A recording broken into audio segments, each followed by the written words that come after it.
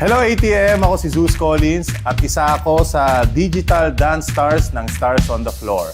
I-share ko ngayon sa inyo ang aking first, last, best, and worst.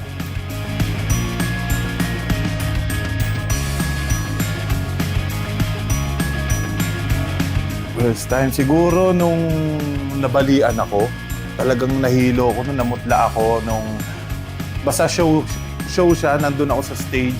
Tapos nag-breakdance ako, may tricks akong gagawin na hindi ko nagawa ng maayos. At yun, na-dislocate yung dito ko. So kailangan ko siyang tapusin. Siyempre, may mga kasama ako na yung routine namin masisira pag umalis ako. So pinilit ko siya kahit hilong-hilo na ako at namumutla na ako. Matagal, mga 3 months akong hindi nakapagsayaw at hindi nakapag-breakdance. Pero yun, talagang winorkout ko lang siya para mas mabilis gumaling. Pero yun, umabot ng 3 months.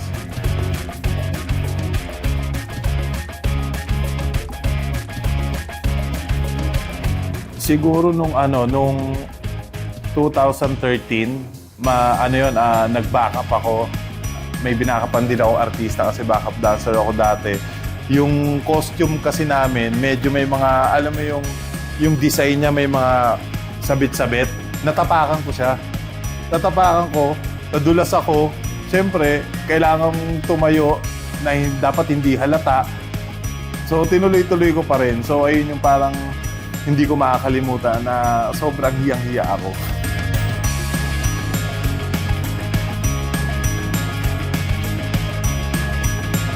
Uy, grabe. Hindi ko makakalimutan yan. Talagang ayun yung first ever na ginawa ko na kinuha ko. Tapos, pagka-take ko, isa lang. Ayun yung gigigiyomi. So talagang perfect ko siya. One take lang yun. Ako lang nakagawa nun. Yung iba, ilang take yan eh.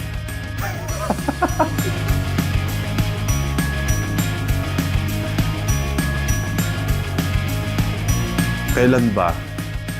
Yung nakalimutan ko na kung kailan to, pero na-experience ko yan. Yung sobrang sama ng pakiramdam ko kasi puro kami training, rehearsal, na talagang doings lahat, tumblingan, ganyan, hataw. Tas nung mismong event na, sobrang sama ng pakiramdam ko. Pero syempre, hindi ka pwedeng umayaw. Kailangan mo talagang ituloy to dahil madami magagalit sa'yo, lahat ng grupo ko magagalit. So talagang tinuloy ko siya at nagawa ko naman ng tama. Thank you ATM, ako ulit si Zeus Collins at iniimbitahan ko po kayo na manood ng Stars on the Floor only on GMA.